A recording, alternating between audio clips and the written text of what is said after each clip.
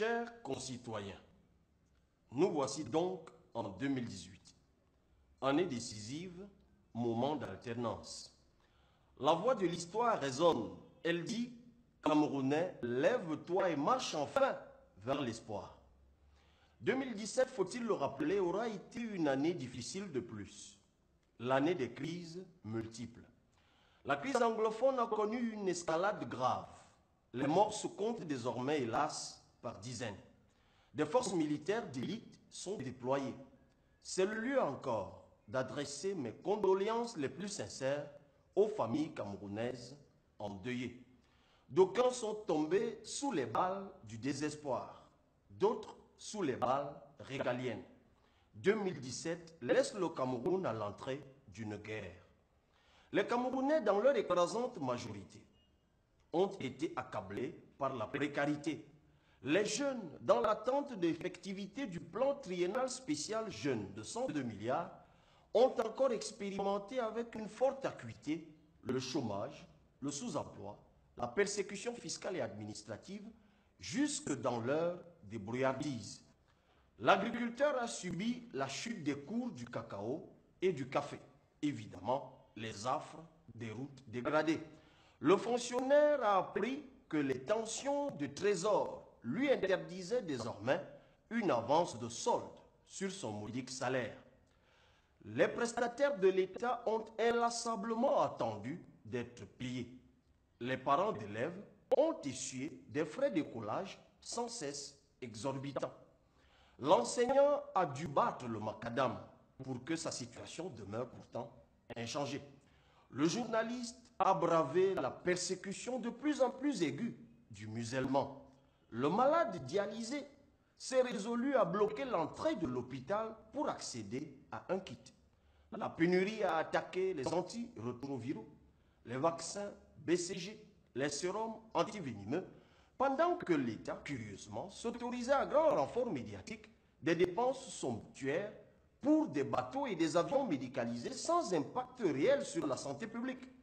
L'eau potable et l'électricité ont encore été un luxe pour beaucoup. 2017, ce fut sans doute l'année des incendies. Des bâtiments publics, certes, mais aussi des marchés, frappant des commerçants, signe d'insécurité permanente. Que dire des morts sur nos routes, comptées par centaines?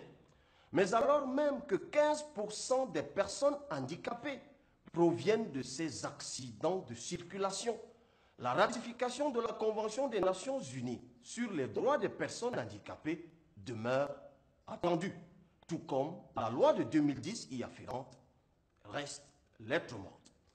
11 années après l'atteinte du point d'achèvement de l'initiative PPTE, le Cameroun a renoué en 2017 avec l'ajustement structurel, entraînant évidemment une baisse des marges de manœuvre de l'État, une conséquence fatale de la malgouvernance chronique, pourtant maquillée par une croissance économique de pacotille, portée par des infrastructures surfacturées sur fond d'endettement compulsif pour enrichir une élite gourmande et corrompue. Des objectifs économiques intermédiaires et finaux jamais atteints. La ratification inconséquente des accords de partenariat économique n'a eu pour conséquence palpable que la pression fiscale. DSCE, plans d'urgence triennaux, programmes et autres feuilles de route se sont amoncelés sans résultat probant. Économiquement, le Cameroun est à bout de souffle. Les gaspillages observés n'ont qu'une justification électoraliste.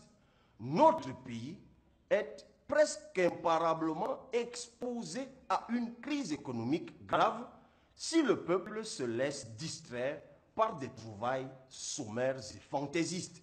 La frénésie du gadget a même entraîné par voie de conséquence une sous-capitalisation des opportunités. La bravoure de nos jeunes militaires contre Boko Haram, les victoires sportives en football et en volleyball, l'initiative d'une commande massive d'ordinateurs, la révision du code pénal, entre autres, sont demeurées des occasions manquées.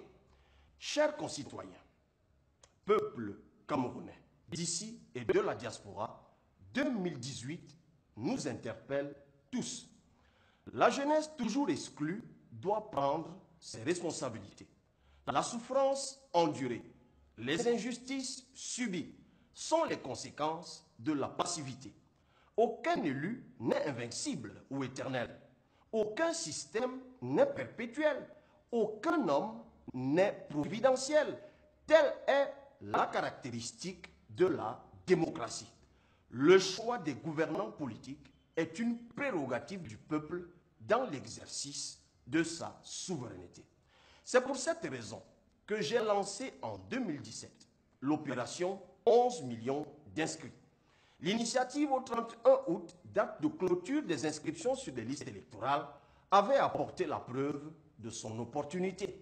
Des Camerounais par milliers se sont montrés enthousiastes.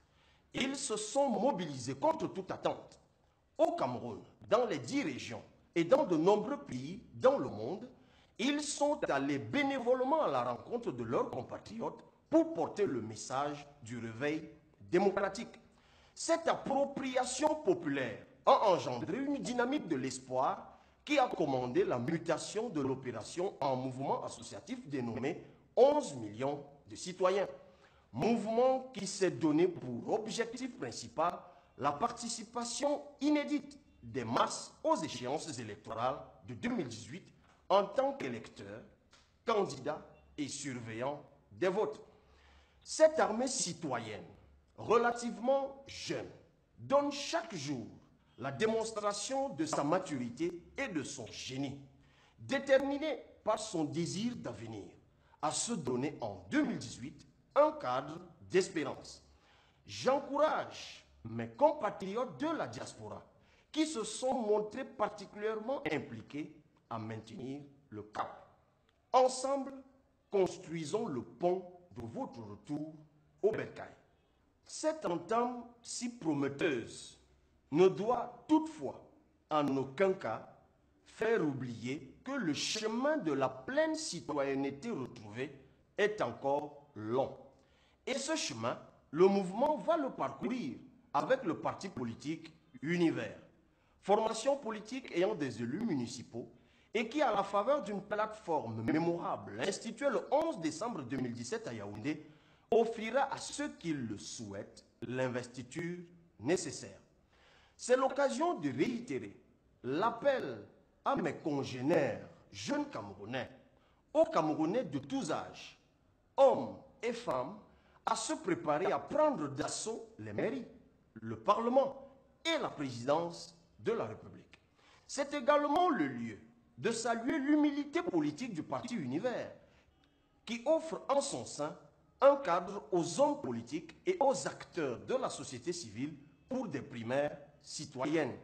Cette proposition, tant souhaitée par beaucoup de Camerounais, emporte mon adhésion totale, parce qu'elle permet aux Camerounais, indépendamment de leurs inclinations politiques et partisanes, de choisir le candidat. Les arrangements au sommet entre leaders de partis politiques ayant montré leurs limites, seul l'arbitrage du peuple, selon des modalités convenues de commun accord, peut départager les égoïsmes. Ces égoïsmes qui ont empêché un consensus parlementaire sur la nécessité absolue d'une mutualisation des efforts pour un code électoral révisé. Aller aux échéances de 2018 de façon éparse ajoutera assurément un défi de plus à l'alternance. Que cela soit dit, les acteurs politiques qui s'opposent à l'idée des primaires se constituent volontairement alliés de la perpétuité du pouvoir en place. J'invite donc humblement les autres acteurs politiques à rejoindre la plateforme constituée le 11 décembre 2017. Je réitère à cet effet ma candidature à ces primaires. Au-delà du choix d'un homme, il s'agira de choisir un projet de société alternatif. Celui dont je suis porteur sera soumis à l'attention des Camerounais dans les semaines à venir. Je ferai aux Camerounais une offre de politique économique de développement. Nous déclinerons la vision d'un État qui protège les siens et qui brise les barrières érigées contre ces diasporas. Nous dévoilerons les contours d'un service public de performance. Nous apporterons au monde les gages d'un État crédible et présent.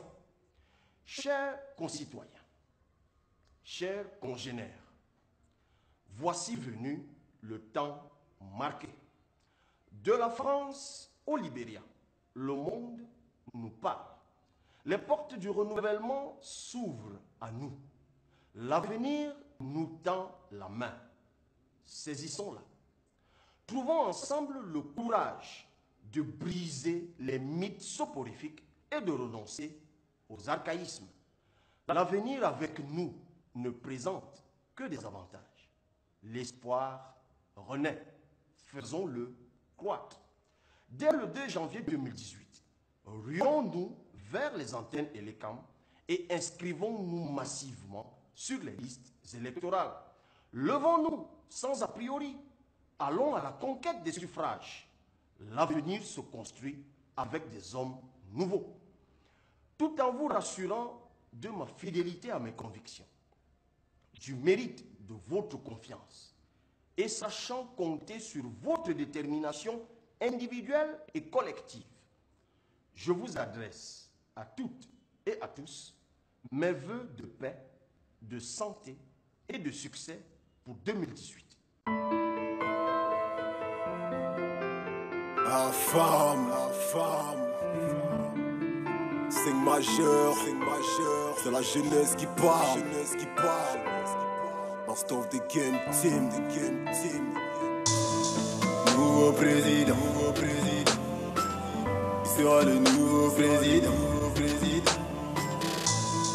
nouveau président, on attend le nouveau président. Nouveau président, on attend le nouveau président. Nouveau président, qui sera le nouveau président. Les gens avancent de noms, disent que rien ne va changer. Ils pensent que le prochain président viendra toujours dire des PC. Mais je pourrais mettre ma main au feu que la plupart de ceux qui parlent n'ont même jamais inscrit leur nom sur une liste électorale. Ce qui fait perdurer le mal, c'est l'inaction des hommes de bien. J'ai connu gros de bons parleurs qui étaient des loups au quotidien. Sommes-nous vraiment différents de ceux qui nous tirent man? Parmi nous, je vois des milliers de Issa Siroma. Le problème c'est aussi ça, celui des mentalités. Je voudrais tant que chacun de nous fasse preuve d'exemplarité. Même avec un nouveau président, c'est clair que rien ne va changer tant qu'on se comportera chez nous comme si on était des étrangers. On a nous-mêmes tué la morale sur la place publique. On fait semblant d'être des anges, pourtant nos vies sont impudiques. Internet, les bars et les boîtes éduquent nos enfants. Quand les parents sont trop occupés à la bataille de l'argent, on crie au chômage mais on fuit le travail quand il se présente à nous. On entre dans la fonction publique pour le matricule, c'est faux. Il est grand temps qu'on parle d'alternance même dans l'opposition.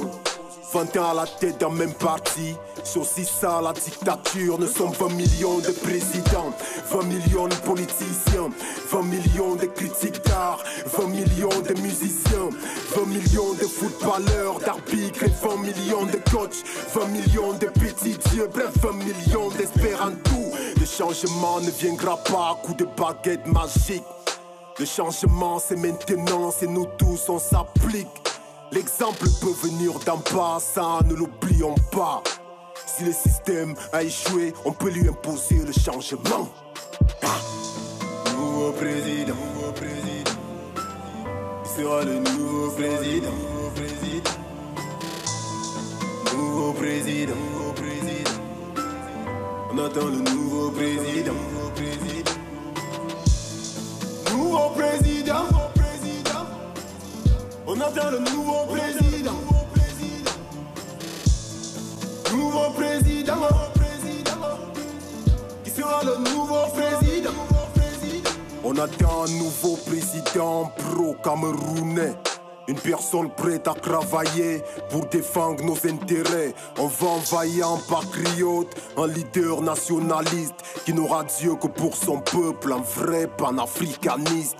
Donc le nouveau président ne devra plus avoir peur de nous. Il pourra sortir de son palais pour rire et pleurer avec nous. Il n'aura vraiment plus besoin qu'à chacune de ses sorties on ferme route, boutique, école, box et sorte toute l'artillerie. Besoin d'un homme qui nous motive par sa proximité et sur des sujets qui fâchent, un homme qui sache se prononcer. Besoin d'un chef charismatique, bref, quelqu'un qui a de la vision et qui n'aura plus à nous flatter à l'approche des élections. On souhaite que le nouveau président collabore avec les jeunes qui n'attendent pas toujours le 10 février pour nous parler. Il faut quelqu'un qui nous protège contre toutes ces entreprises qui nous font souvent travailler sans salaire et sans contrat. Oui, j'affirme que ce système ne nous protège pas assez. Pour quelques aménagements, il laisse sa jeunesse se faire exploiter. Monsieur le nouveau président, il est temps de choisir vos collaborateurs. Mais le respect de la chose publique, la rigueur et l'éthique, le mérite, la compétence, l'esprit patriotique, le respect des droits humains, le charisme et le leadership sont des principes à prendre en compte avant chaque nomination. Monsieur le nouveau président, sachons respecter la loi et savoir céder cette place à la fin du mandat. Nouveau président, il sera le nouveau président, nouveau président. On attend le nouveau président. Notre grand-père est fatigué, il doit se reposer. Et même vos motions de soutien ne vont rien y changer. Notre grand-père est fatigué, va-t-il se reposer? Je vous en prie, chers citoyens, libérons ce monsieur. Notre grand-père est fatigué, il doit se reposer. Trouvons-lui une maison de retraite, il a trop travaillé. Notre grand-père est fatigué, il doit se reposer. Organiser des élections, ne plus se présenter. Nouveau président, il sera le nouveau président. Nouveau président, qui sera le nouveau président.